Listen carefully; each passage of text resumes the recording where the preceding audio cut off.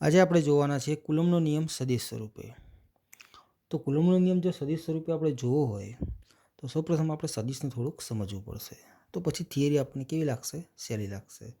Okay, તો સદિશ સ્વરૂપ આપણે થોડુંક સમજીએ. આપણને ખ્યાલ છે કે એક શબ્દ આવતો હતો આપણે 11માં સ્થાન સદિશ.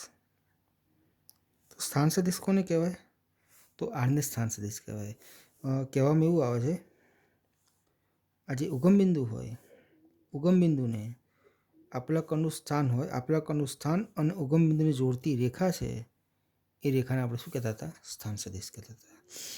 હવે સામાન્ય કન્ડિશનમાં એવું છે કે ધારો કે કોઈ કણ હોય, ધારો કે એ જે કણ છે એ કણ એક્સ દિશામાં ઉગમ બિંદુથી 2 મીટર અંતરે આવેલો છે. કેટલા અંતરે આવેલો છે? કણ એક્સ દિશામાં ઉગમ બિંદુથી 2 મીટર અંતરે આવેલો છે. તો આપણે એનો સ્થાન સદિશ કઈ રીતે લખી શકાય? તો આર સદિશ બરાબર કેટલા અંતરે? 2 મીટર. કઈ દિશામાં? એક્સ. તો એક્સ માટે શું વપરાય? આઈ કેરેટ. 2 i મીટર લખી શકાય. પટી ગયું? ઓકે. હવે આનું જો તમે મૂલ્ય લો, મૂલ્ય એટલે શું હોય છે? તો વર્ગમૂળમાં સ્ક્વેર કરો એને મૂલ્ય કહેવાય. તો એનું મૂલ્ય શું થાય? તો એનું મૂલ્ય લખો તો આર બરાબર શું લખાશે? 2 મીટર. આની અંદર અને આની અંદર આસમાન જમીનનો ફરક છે. આ સદિશ સ્વરૂપ કહેવાય અને આ કેવું કહેવાય? મૂલ્ય સ્વરૂપ. અને આમ પણ લખી શકાય અથવા તમે માનાંકમાં આમ લખો તો પણ એને શું કહેવાશે? મૂલ્ય કહેવાશે. ઓકે, તો આ એક બાબત આપણે સમજી શકીએ છીએ.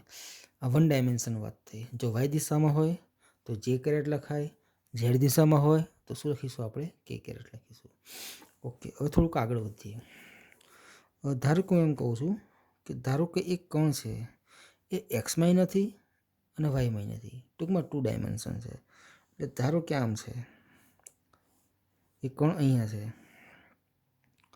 હવે એવું કહેવામાં આવે છે કે એ જે કણ છે એ એક્સ દિશામાં એનો ઘટક 3 મીટર છે અને વાય દિશામાં કેટલો છે? 4 મીટર. તો ધારો કે આ કણ છે એનો એક્સ એમ 3 થયો અને વાય એમ કેટલો થયો? 4 થયો. તો એનો સ્થાન સદિશ કઈ રીતે લખાશે? તો એનો સ્થાન સદિશ આપણે લખવો હોય તો આ રીતે લખાશે કે આર ઇઝ ઇક્વલ ટુ આ 3 આઈ કેરેટ વત્તા 4 જી કેરેટ થાય. પટી ગયું? હવે અને બીજી કઈ રીતે લખાય? તો અને તમે આમ પણ લખી શકો 3 4. તો આ પણ શું કહેવામાં આવે છે કે આ એક્સ ઘટક છે અને આ શું છે? વાય ઘટક છે. ઓકે, જોજો આ સદિશ સ્વરૂપ થયું છે અને આમ પણ લખી શકાય છે અથવા આ રીતે પણ લખી શકાય છે. ઓકે, આ સદિશ કહેવાશે. હવે આનું મૂલ્ય શોધવું તો કેવી રીતે શોધાય? તો આપણને ખબર છે, એને માનાંક મળીશું, એને આર પણ કહેવાશે. તો વર્ગમૂળમાં 3નો વર્ગ અને 4નો વર્ગ એટલે બંને ઘટકોનો વર્ગનો સરવાળો. એનો મતલબ એવો થાય કે R is equal to under root 3નો વર્ગ 9 ને વત્તા 16 એટલે કેટલા થશે? 25. એટલે આર બરાબર કેટલા આવશે? 5 મીટર. સમજવાનું, આ સદિશ સ્વરૂપ છે અને આ કેવું છે? મૂલ્ય છે. તો આ બાબત આપણને ખાસ ખબર પડવી જોઈએ, આમાં જરા પણ ભૂલ પડવી ન જોઈએ. ઓકે, હવે થોડું તમને હું અલગ રીતે સમજાવું. આમાં ને આમાં કેટલો ફરક છે, બરાબર? જોઈ લેજો. હવે આ બાજુ હવે ધારો કે કોઈ તમને એમ કહે 7 આર સદિશ, તો આને કઈ રીતે લખાય? તો આ સદિશ છે ને તો 7 લખાય, આ 3 અને 4 આ રીતે લખાય. આમ લખો તો પણ ચાલે, પેલી રીતે લખો તો પણ ચાલે. તો આને લખો તો 7 તારી 21, 7 ચોક શું થશે? 28 થશે. પટ્યું? હવે જો કદાચ 7 આર લખ્યા હોય તો 7ના 7 ગુણ્યા આર કેટલા આવે છે? 5. તો જવાબ કેટલો આવે? 35 આવે. તો ટૂંકમાં આ સમજણ હું આપું છું. સદિશ અને મૂલ્યમાં ઘણો ફરક છે. Okay, ready? આ તમને મેં 1 ડાયમેન્શન બતાવ્યું, આ તમને મેં કેવું બતાવ્યું? 2 ડાયમેન્શન બતાવ્યું. Okay, ready. હવે થોડી બીજી સમજણ આપણે મળીએ, થોડા આગળ વધીએ. ઓકે ઓકે હવે હું તમને એમ કહું છું કે મારે લુણાવાડાથી ગોધરાનું અંતર માપવું છે. મારે લુણાવાડાથી ગોધરાનું અંતર માપવું છે. તો માપવાની શરૂઆત ક્યાંથી થશે? લુણાવાડાથી થાય કે ગોધરાથી થાય? તો આપણને ખબર છે માપવાની શરૂઆત ક્યાંથી થાય? લુણાવાડાથી. ક્યાં સુધી જવાનું? ગોધરા સુધી. તો તો પ્રારંભિક શું કહેવાય? લુણાવાળા કહેવાય. અને અંતિમ શું કહેવાય? ગોધરા કહેવાય. તો ગોધરા માઇનસ શું કરવું પડે આપણે? લુણાવાળા. ઓકે, તમે લુણાવાળા 0થી સ્ટાર્ટ કર્યું અને ગોધરા પહોંચ્યા અને 40 આવ્યું તો તમે 0 માઇનસ 40 નહીં પણ 40 માઇનસ 0 કરો છો, એટલે ગોધરા માઇનસ. તો ટૂંકમાં એવું કહે છે 1થી 2 હોય તો 1ને પ્રારંભિક કહેવાશે, 2ને શું કહેવાશે? અંતિમ કહેવાશે. બસ એ જ વસ્તુ આપણે આ ખાસ સમજવાની છે. સમજો અહીંયા કે ધારો કે આ 1 છે અને આ શું છે? 2 છે. હવે હું એમ કહું છું, હું અંતર માપું છું 1થી 2નું, એટલે 1ની સાપેક્ષે કોનું માપું છું? 2નું. હું 1ની સાપેક્ષે કોનું અંતર માપું છું? 2નું. તને લખાય કઈ રીતે? તો 1ની સાપેક્ષે 2નો સ્થાન સદિશ, 1ની સાપેક્ષે 2નો એટલે 1 આમ લખવાનો અને 2 આમ લખાય તો R21 થઈ ગયું. હવે 1થી હું 2નું અંતર માપું તો અંતિમ શું કહેવાય? 2. તો 2 માઇનસ શું કરવા પડે? 2 1 છે એટલે સિમ્પલ વાત, 2 માઇનસ 1 કરવા પડે. પતી ગયું? Okay, ready. હવે અને હું મારે માનાંકમાં લખવું હોય તો પણ લખી શકાય. તે કઈ રીતે લખી શકાય? માનાંક એટલે આમ લખાય, R21 લખો તો પણ ચાલે, અથવા માનાંકમાં R21 લખો તો પણ ચાલે. આ સદિશ છે ને આ શું છે? મૂલ્ય. તો અને હું આ રીતે લખી શકું, R2 માઇનસ R1 માનાંકમાં. આમાં ને આમાં ફરક છે. પટ્યું? હવે સાંભળજો એક સેકન્ડ બાબત બીજી. આ 1 છે, 2 છે. હું 2થી 1નું અંતર માપું છું. એટલે ક્યાંથી શરૂઆત કરી? 2થી. ક્યાં સુધી જાઉં છું? 1 સુધી. તો અંતિમ શું થાય? 1 થાય ને. તો 2ની સાપેક્ષે 1નું સ્થાન એટલે R12. 2ની સાપેક્ષે કોનું સ્થાન? 1નું સ્થાન. અંતિમ શું? 1 આ જો આ 2 1 છે તો 2 માઇનસ 1, આ 1 2 હોય તો શું કરવાના? 1 માઇનસ 2. ઓકે, R12 એટલે શું લખાશે? R1 minus R2. અને પણ જો તમારે માનાંકમાં લખવું હોય તો R12 એટલે મૂલ્ય કહેવાય, અથવા તો માનાંકમાં R12 લખો તો પણ મૂલ્ય કહેવાય. ટૂંકમાં માનાંકમાં R1 માઇનસ R2 કહેવાય. હવે તમે સમજી શકો છો, તમે અને જુઓ અને અને જુઓ, શું આ બંનેની દિશા સરખી છે? નથી, અલગ છે. તો એવું લખી શકાય છે R121 સદિશ બરાબર માઇનસ R12 સદિશ. આ શું કહેવામાં આવે છે કે 1થી 2 જાઓ કે 2થી 1 જાઓ, દિશા કેવી મળશે? અલગ મળશે. પણ આનું મૂલ્ય કેવું હશે? તો એનું મૂલ્ય કેવું હોય? સમાન હોય. એટલે આવું લખી શકાય R21 સદિશ ઇક્વલ ટુ શું લખાય? R12 સદિશ. Okay, ready. આટલો તમારો બાબત પૂરી થઈ કે આ રીતે તમે સમજી શકો. હવે એક બીજી બાબત આપણે સમજવાની છે, એકમ સદિશ. એકમ સદિશ એટલે શું? કે આપેલી સદિશ ભૌતિક રાશિ હોય એની દિશા દર્શાવતો સદિશ એને આપણે એકમ સદિશ કહીએ છીએ. અથવા તો એકમ મૂલ્ય ધરાવતા સદિશને આપણે પણ શું કહીએ છીએ? એકમ સદિશ. એકમ સદિશ દિશા દર્શાવે. આપણે એક્સ માટે જે આઈ કેરેટ બોલો છો, વાય માટે જે જે કેરેટ બોલો છો અને ઝેડ માટે જે કે કેરેટ બોલો છો ને, એ બધા શું છે? એકમ સદિશ છે. ઓકે, આના માટે મેં તમને 11માં એક મસ્ત બાબત સમજાવી હતી, કદાચ તમને ખ્યાલ હશે, સાંભળજો એકવાર. મેં તમને એવું કીધું હતું કે તમે ચોકડી પર ઊભા છો, બારોટવાડા તરફ સ્પ્લેન્ડર જાય છે, મોડાસા રોડ તરફ બુલેટ જાય છે, ગોધરા રોડ તરફ એક્ટિવા જાય છે અને ફુવારા ચોક તરફ રિક્ષા જાય છે. હવે તમે ચોકડી પર ઊભા હોય, તમને કોઈ એમ પૂછે કે મારે મોડાસા તરફ જવું છે, કોઈ વ્યક્તિ પૂછે કે ભાઈ મોડાસાનો રસ્તો કઈ બાજુ, તો તમે શું કહેશો કે આ બુલેટ જે રસ્તે જાય છે ને એ રસ્તે જતા રહો. તો બુલેટ શું કહેવાય? એકમ સદિશ. તો આવી એક સામાન્ય સમજણ મેં તમને આપી હતી. Okay, ready. એકમ સદિશ એન કેરેટ એનો એકમ સદિશ હોય તો એ જે એકમ સદિશ જેનો હોય એ સદિશ લખવાનો ઉપર અને છેદમાં એનું શું લખવાનું? મૂલ્ય એટલે એને શેમાં લખવાનું? માનાંકમાં લખવાનું. Okay, ready. હવે આપણે અહીં સમજીએ, આ 1 2 છે ને તો આને એકમ સદિશ કેતા લખાય. હવે કોઈ તમને આમ કે R કેરેટ 1 2 હોય તો આનો સદિશ લખવાનું R12 છેદમાં મૂલ્ય લખવાનું માનાંકમાં R12. હજુ તો સાદુરૂપ આપો ને તો R1 માઇનસ શું લખાશે? R2 છેદમાં માનાંકમાં R1 માઇનસ શું લખાશે? R2 લખાશે. થઈ ગયું? હવે એ જ રીતે તમને R કેરેટ 2 1 બતાવી દઉં તો R કેરેટ 2 1 એટલે સદિશ શું લખવાનો? R21 અને માનાંકમાં શું લખવાનું? R21. R2 માઇનસ શું લખવાનું? માનાંકમાં R21. અને પછી તમે સાદુરૂપ આપો લખી શકાય R2 માઇનસ R1 છેદમાં માનાંકમાં R2 માઇનસ શું થશે? R1 થશે. ઓકે, તો એક સામાન્ય સમજણ છે એ આપણને ખ્યાલ આવી જાય. તો આ વસ્તુ પણ છે, એ વસ્તુ પણ આપણે શેમાં કામ લાગશે? તો કુલમનો નિયમ સદિશ સ્વરૂપે. ખાલી સમજવાની થિયરી છે, પણ આ બધી બાબત ખબર હોય ને તો થિયરીમાં ફટલીને આપણને શું પડશે? ખબર પડશે. ઓકે, એ મેં સામાન્ય ખ્યાલ તમને આપ્યો છે. 2 1 હોય તો 2 - 1 આવે, 1 2 હોય તો 1 - શું આવે? 2 આવે છે. Okay, ready. તો હવે આપણે જોઈશું કુલમનો નિયમ સદિશ.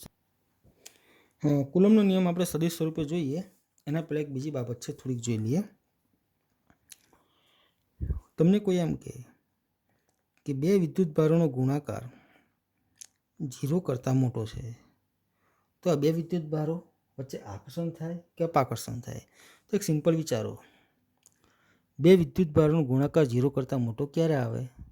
તો બે પ્લસ હોય તો આવે, કો તો બે કેવા હોય? માઇનસ હોય. માઇનસ માઇનસ બી પ્લસ થાય, પ્લસ પ્લસમાં શું થાય? પ્લસ થાય.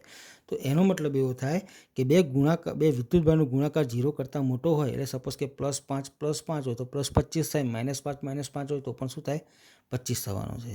ટૂંકમાં બે પ્લસ હોય કે બે માઇનસ હોય તો ગુણાકાર 0 કરતાં મોટો થાય. ટૂંકમાં એવું કહે છે આ કન્ડિશન સમાન વિદ્યુતભાર એટલે શું બતાવે છે?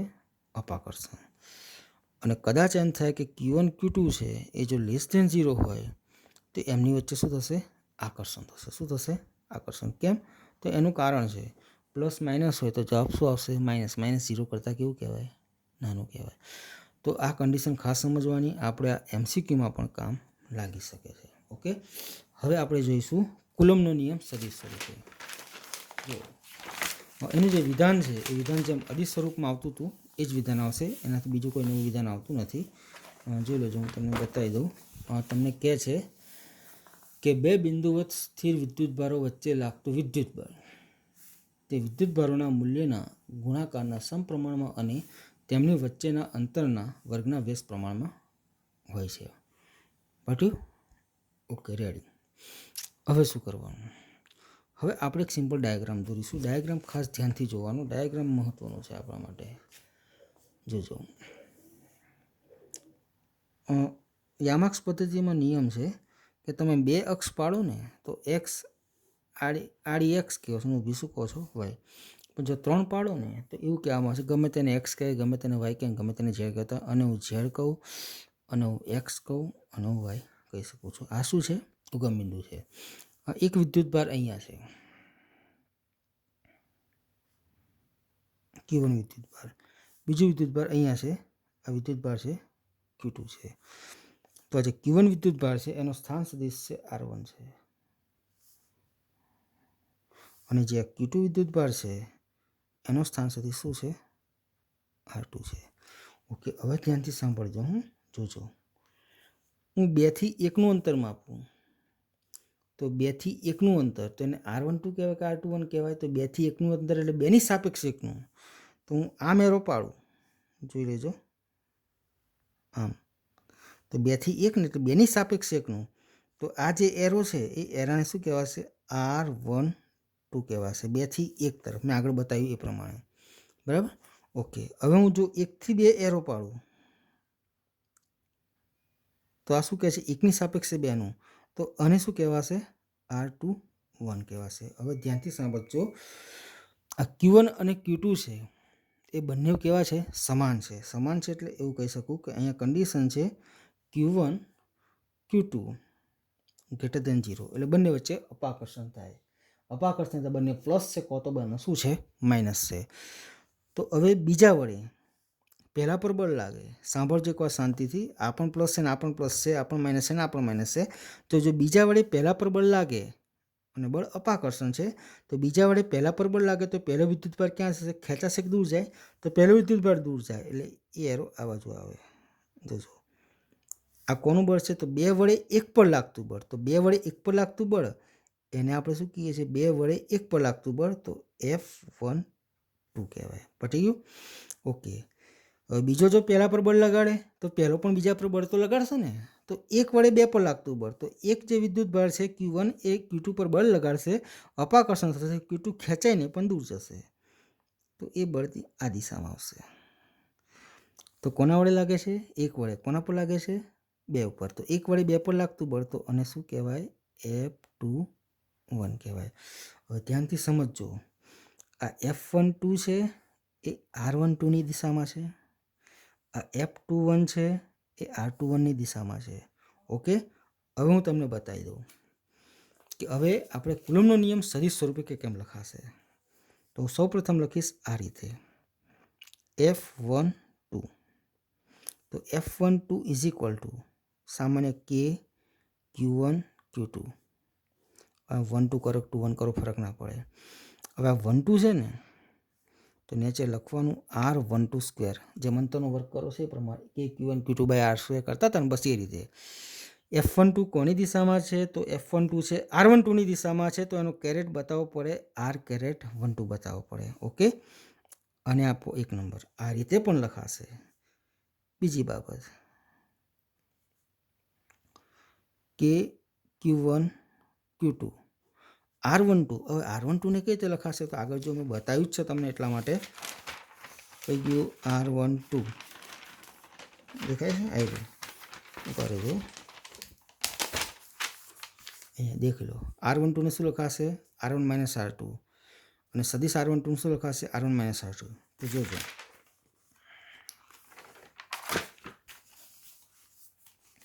આ માનાંક છે ને એટલે અહીં લખાશે R1 માઇનસ R2 એની 2 ઘાત. પતી ગયું. ઓકે, હવે જોજો R કેરેટ 12ને કેમ લખાય તે પણ મેં તમને બતાવી દીધું છે. જો R કેરેટ 12ને કેમ લખાશે તો R1 માઇનસ R2 છે, તો R1 માઇનસ R2 માનાંકમાં. પટ્યું. તો આપણે એ રીતે લખી શકીએ છીએ. જોઈ લેવાનું, આમ કૌંસમાં લખવાનું. આ કૌંસ છે, માનાંક નથી. પટી ગયું. ઓકે, હવે હું સાદુરૂપ આલું તો F12 બરાબર કે Q1 Q2 અપોન આ 2 ઘાત છે ને 1 ઘાત છે, એટલે ટોટલ 3 ઘાત થઈ જાય. તમે આમ બતાવી શકો R1 માઇનસ R2 એની 3 ઘાત અને કૌંસમાં R1 માઇનસ R2. આ સૂત્ર 110% ખબર પડવી જોઈએ. ઓકે, આ સામાન્ય આપણે આમ પણ લખી શકાય અને આમ પણ લખી શકાય, પણ દાખલો ગણવાનું થાય ને ત્યારે તમે જો આ રીતે કરો ને તો 110% જવાબ આવી શકે. પટી ગયું. ઓકે, આ ધ્યાનથી સાંભળવાનું, અને એક્ઝામ્પલ આપણે પછી બતાવીશું. પહેલાં આ સમજી લો. આ F12 પતી ગયું. હવે એ જ રીતે હું F21 તમને બતાવું, ફટાફટ તમને આવડશે. જોજો F21 તો શું લખશો? કે Q1 Q2 21 છે એટલે R21 સ્ક્વેર લખાશે. 21 છે એટલે કેરેટ શું આવશે? R21. જોવાનું સાચું ખોટું. તો જો આ બળ છે ને F21 કઈ દિશામાં છે? તો R21ની દિશામાં છે. આ એરો સરખા છે ને. ઓકે, આનું સાદુરૂપ આલીએ અને આપી દેવાનું 3 નંબર. હવે સાદુરૂપ આલીએ આપણે પેલાની જેમ કે Q1 Q2. ચલો R21 છે તો માનાંકમાં R2 માઇનસ R1 આપણને ખ્યાલ આવી ગયો છે. સ્ક્વેર R કેરેટ 12ને શું લખાશે? મેં આગળ તમને બતાવ્યું, જોઈ લેવાનું. આપણે બતાવેલું છે, ગપ્પા નહીં મારતા. ઓકે, કઈ ગયું ભાઈ? આ રહ્યું R કેરેટ 21 જો છે ને R2 minus R1 R2 minus R1 R2 minus R1 છેદમાં R2 માઇનસ R1. પટ્યું. ઓકે, હવે તમે અને આમ કરી આમ જો 1 to 2 1માં કોઈ ફરક ના પડે. ચલો 2 ને કેટલી થશે? 3 ઘાત. અને એ લખાશે શું? R2 માઇનસ R1 લખાશે. ઓકે, આ તમારું સમીકરણ આવી ગયું. હવે બંનેને એકવાર કમ્પેર કરવાના. જોજો F12 1 2 1 2 તો 1 માઇનસ 2 એની 3 ઘાત, આ 1 માઇનસ 2. F21 1 2 આ 2 1 તો 2 માઇનસ 1 અને આ 2 માઇનસ શું થયા? 1 થયા. આ સદિશ સ્વરૂપ કહેવાય અને શું કહેવાય? મૂલ્ય કહેવાય. આમાં ફરક છે. ઓકે, હવે મારે સાબિત કરવું છે. શું સાબિત કરવું? તો જુઓ કે આની દિશા જો F12ની દિશા અને F21ની દિશા સેમ છે કે વિરુદ્ધ છે? તો કેવી છે? વિરુદ્ધ છે. તો મારે સાબિત કરવું છે કે F12 અને F21ની દિશા અલગ છે પણ મૂલ્ય કેવા થશે? સમાન થશે. તો આપણે સાબિત કરી નાખીએ. જોજો F12 બરાબર શું લખાય? તો કે Q1 Q2 છેદમાં R1 માઇનસ R2 એની 3 ઘાત R1 માઇનસ R2 પતી ગયું. ઓકે, હવે છે ને મારે હારું એક કામ કરવું છે. કેવું કામ? તો 1 માઇનસ 2 છે ને એને મારે 2 માઇનસ 1 કરવા હોય તો આગળ શું કરી દેવાના? માઇનસ કરી દેવાના. જો આગળ હું માઇનસ લઈ જાઉં તો 1 માઇનસ 2 ના થાય છે, પણ શું થઈ જાય? 2 માઇનસ 1 થઈ જાય. પતી ગયું. તો આ પણ બદલાઈ જશે 2 માઇનસ 1. આમાં કશો ફરક નથી. આમાં આ પ્લસ છે ને આ પ્લસમાં 1 માઇનસ 2 છે. જો માઇનસ કરી નાખું તો 2 માઇનસ 1 લખી શકાય. હવે આને શું કહેવાય? તો આને તો F21 કહેવાય. જો ઉપર આ દેખાય છે ને, આમે જે ચેન્જ કર્યું તો 2 માઇનસ 1 તો એને શું કહેવાય? F21. તો લખી શકાય F21. તો 110% એવું કહી શકાય છે કે આ સાબિત કરે છે કે બીજા બે વડે એક પર લાગતું બળ અને એક વડે બે પર લાગતા બળની દિશા કેવી હોય? વિરુદ્ધ હોય, પણ મૂલ્ય કેવા હશે? સમાન. તો આના માટે આપણે લખી શકીએ છીએ કે F12 બરાબર શું કહેવાય?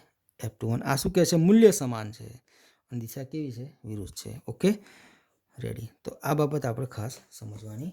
આ કુલમ્બનો નિયમ કયા સ્વરૂપે છે? સદિશ સ્વરૂપે. આમાં કોઈ પણ તકલીફ હોય, સેજ પણ પ્રોબ્લેમ હોય તો તૈયારીમાં મને કોલ કરજો. 110% તમને કહીશ. તમને સામેથી કોલ કરીશ એવું હશે તો. સેજ પણ ભૂલ હોય તો તમે વિડીયો કોલ કરશો તો પણ આપણે તમને સમજાવી દઈશું. પણ આ બહુ મહત્ત્વની થિયરી છે, સદિશ સ્વરૂપ છે. કશું નથી કર્યું, આ ડાયાગ્રામ ખાસ સમજવાનું. બરાબર?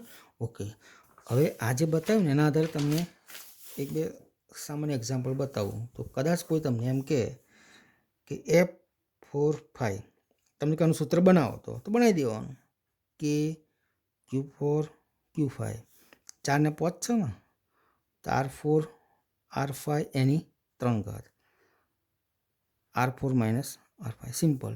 હવે કોક એમ કે 10ની સાપેક્ષ 9 પર રાખો તો કશો વાંધો નથી.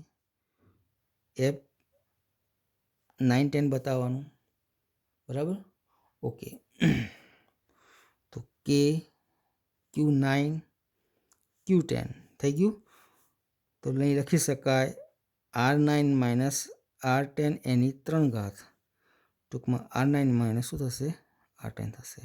Okay, ready. ટૂંકમાં બહુ મહત્ત્વની બાબત છે. આ સમીકરણ જેમ લખીએ છીએ એને સમજવાનું કોશિશ કરવાનું. Okay, ready. કોઈ પણ તકલીફ હોય તો મને કોલ કરજો. આ થિયરીમાં તકલીફ થોડી ઘણી પડશે તો સમજ આવી જાય તો સારી વાત છે. થોડી ઘણી તકલીફ બી હોય તો 110% કોલ કરી શકો છો. Okay, ready.